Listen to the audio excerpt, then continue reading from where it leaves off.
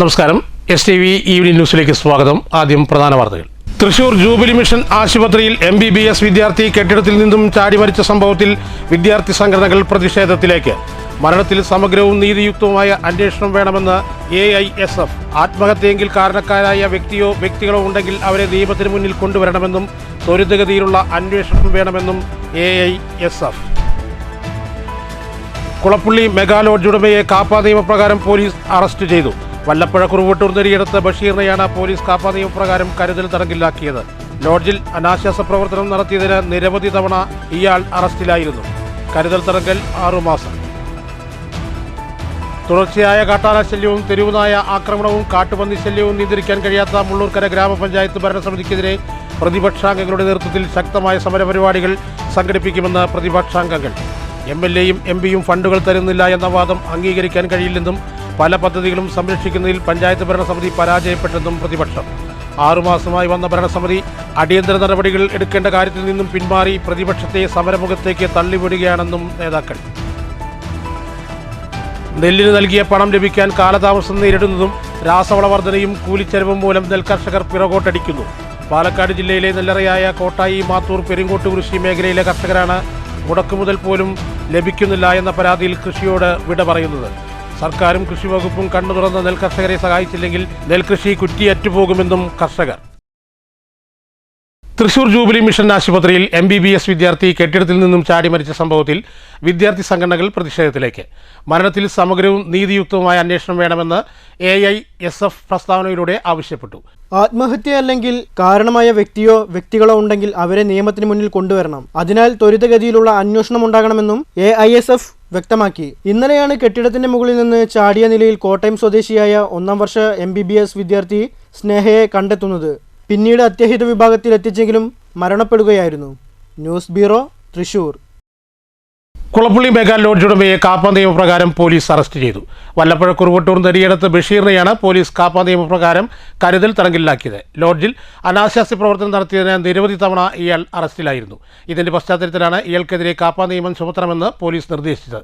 6 മാസത്തേക്കാണ് കരുതൽ തടങ്കൽ. ലോഡ്ജിൽ അനാശാസ്യ പ്രവർത്തനം നടത്തിയതിന് നിരവധി തവണ ഇയാൾ അറസ്റ്റിലായിരുന്നു. ഇതിന്റെ പശ്ചാത്തലത്തിലാണ് ഇയാൾക്കെതിരെ കാപ്പ നിയമം ചുമത്തണമെന്ന് പോലീസ് നിർദ്ദേശിച്ചത്. ഈ കാര്യം പരിഗണിച്ചായിരുന്നു ഇയാളെ കരുതൽ തടങ്കിലാക്കാൻ ഉത്തരവിട്ടത്. 6 മാസത്തേക്കാണ് ഇയാളെ കരുതൽ തടങ്കലിലാക്കുക. കഴിഞ്ഞ ഫെബ്രുവരി 8-ന് ബഷീറിനെ അനാശാസ്യ പ്രവർത്തനം നടത്തിയ സംഭവത്തിൽ പോലീസ് അറസ്റ്റ് ചെയ്തിരുന്നു. അന്ന് 3 പട്ടാമ്പി സ്വദേശികളും 1 കുളപ്പുള്ളി സ്വദേശിയും വെസ്റ്റ് ബംഗാൾ, അസം, ബാംഗ്ലൂർ, ചെന്നൈ, ആലുവ, കല്ലടിക്കോട് സ്വദേശികളായ 8 യുവതികളെയും പോലീസ് കസ്റ്റഡിയിലെടുത്തിരുന്നു. ലോഡ്ജ് ഉടമ വിവിധ സ്ഥലങ്ങളിൽ നിന്നും യുവതികളെ എത്തിച്ച് ലോഡ്ജിൽ താമസിപ്പിച്ച് ഇടപാടുകാർക്ക് കാഴ്ചവെച്ച് വരുമാനം ഉണ്ടാക്കുന്നതായും പോലീസ് അന്ന് കണ്ടെത്തിയിരുന്നു. ലോഡ്ജിൽ നിന്ന് ഗർഭനിരോധന ഉറകളും ലൈംഗിക ഉത്തേജന മരുന്നുകളും പോലീസ് കണ്ടെത്തി. ഇതുൾപ്പെടെയുള്ള കേസുകൾ പരിഗണിച്ചാണ് ബഷീറിനെ കരുതൽ തടങ്കലിൽ ആക്കിയതെന്ന് ഇൻസ്പെക്ടർ വിഷ്ണു പറഞ്ഞു. News centre, Shoranur. നെല്ലിന് നൽകിയതിന്റെ പണവും ലഭിക്കാൻ കാലതാമസം നേരിടുന്നതും രാസവള വില വർധനയും കൂലിച്ചെലവും കണക്കാക്കി നെൽകൃഷിയിൽ നിന്ന് കർഷകൻ പിറകോട്ടടിക്കുകയാണെന്ന് പരാതി. പാലക്കാട് ജില്ലയിലെ നെല്ലറയായ കോട്ടായി, മാത്തൂർ, പെരിങ്ങോട്ടുകുരിശി, കുത്തന്നൂർ മേഖലയിലെ കർഷകരാണ് മുടക്കുമുതൽ പോലും കൃഷിയിൽ നിന്ന് ലഭിക്കുന്നില്ലെന്ന കാരണം പറഞ്ഞ് കൃഷിയോടെ ഇവിടെ പറയുന്നത്. 2ാം വിളയുടെ നെല്ല് നൽകിയതിന്റെ പണം മാസങ്ങൾ കഴിഞ്ഞിട്ടും ലഭിക്കാത്തതും രാസവളത്തിന്റെ വൻ വില വർധനയും ട്രാക്ടർ വാടക ഉൾപ്പെടെ കൂലിച്ചെലവിലുള്ള ഇരട്ടി വർധനയും എല്ലാം കൂടി കണക്കാക്കി കർഷകൻ 1ാം വിള നെൽകൃഷിയിൽ നിന്ന് പിറകോട്ടടിക്കുന്നു. ജില്ലയിലെ നെല്ലറയായ കോട്ടായി, മാത്തൂർ, പെരിങ്ങോട്ടുകുരിശി, കുത്തന്നൂർ മേഖലകളിലെ കർഷകരാണ് മുടക്കുമുതൽ പോലും ലഭിക്കുന്നില്ലെന്ന കാരണം പറഞ്ഞ് കൃഷിയോട് വിട പറയുന്നത്. മറ്റു കൃഷികളെ അപേക്ഷിച്ച് നെൽകൃഷിക്ക് ചെലവ് കൂടുതലാണെന്നും മാനസിക പ്രയാസം ഇരട്ടിയാണെന്നും എല്ലാം സഹിച്ച് കൃഷി ഇറക്കിയാൽ ലഭിക്കുന്ന ഉൽപ്പന്നത്തിന് യഥാസമയം വില ലഭിക്കുന്നില്ലെന്നുമാണ് കർഷകരുടെ പരാതി. പുതുതലമുറ ഒട്ടും കൃഷിയിലേക്ക് ഇറങ്ങുന്നില്ല. അതിനാൽ കൃഷിപ്പണികൾക്ക് ഇതര സംസ്ഥാന തൊഴിലാളികളെ ആശ്രയിക്കേണ്ട ഗതികേടിലാണ്.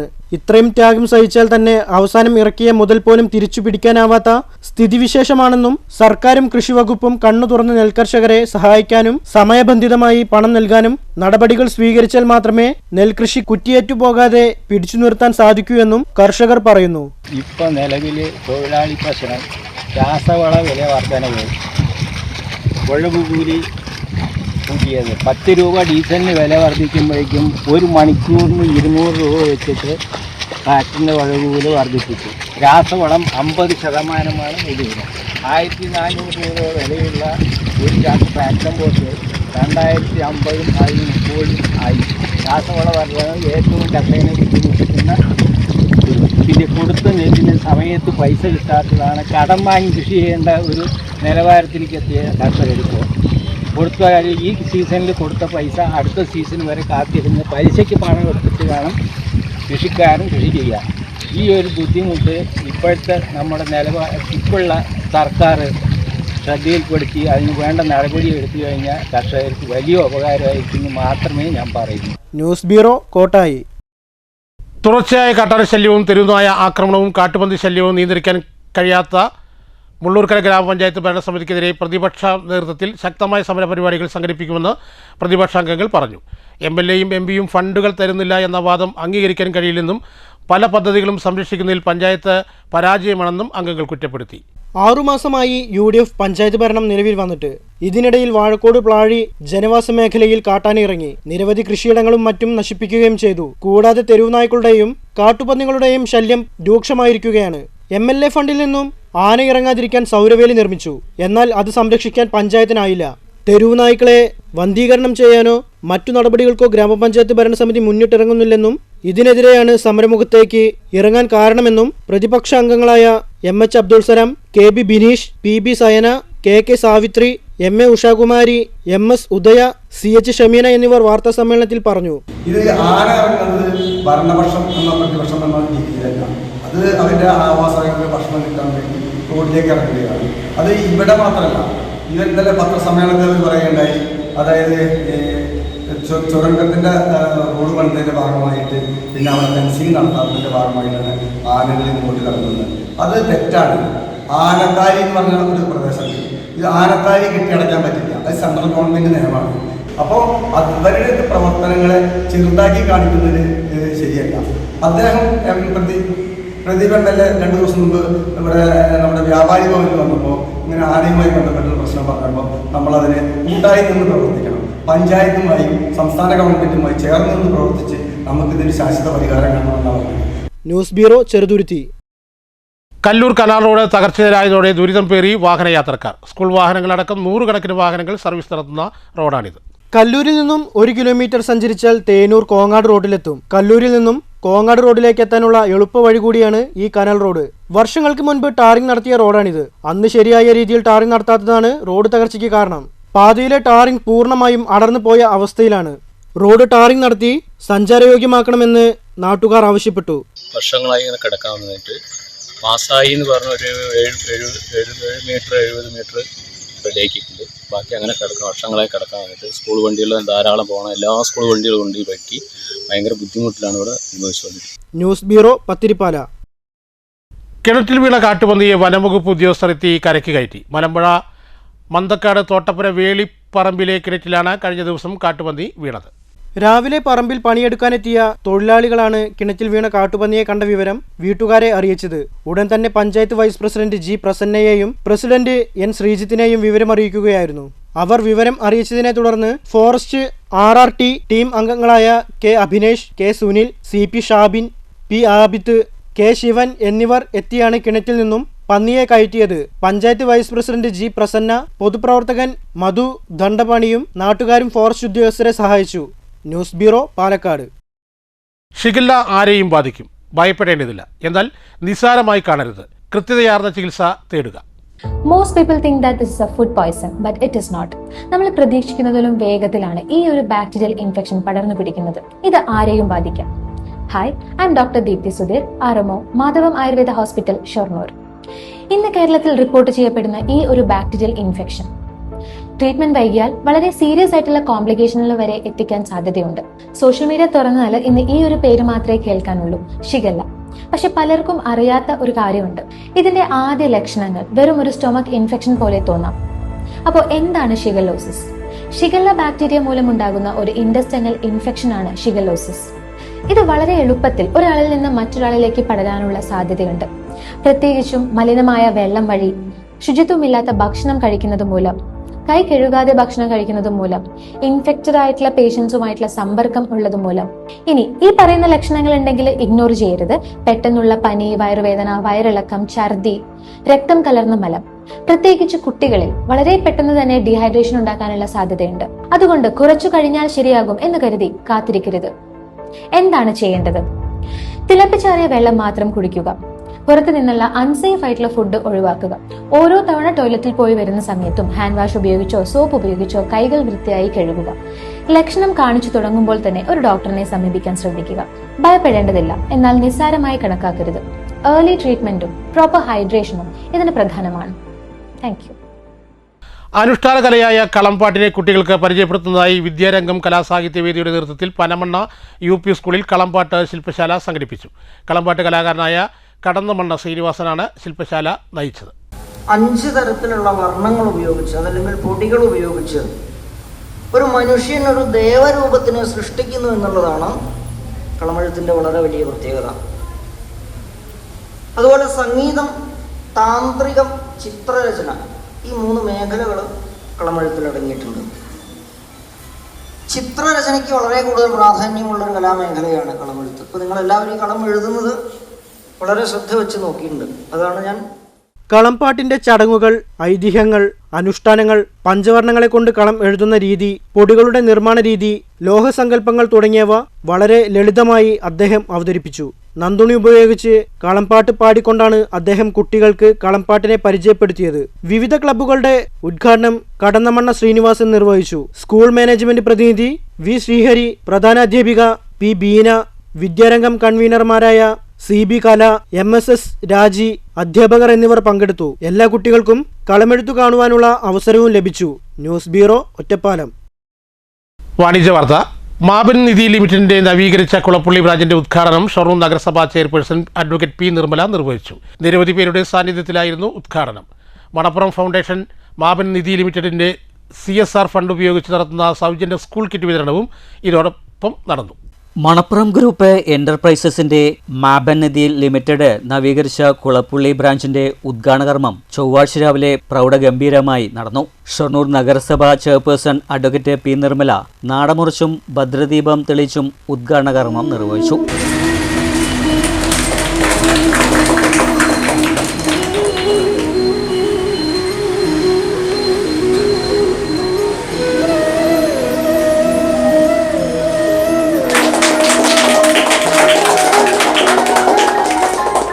നിരവധി കസ്റ്റമേഴ്സിന്റെ സാന്നിധ്യത്തിലായിരുന്നു ഉദ്ഘാടന ചടങ്ങ്.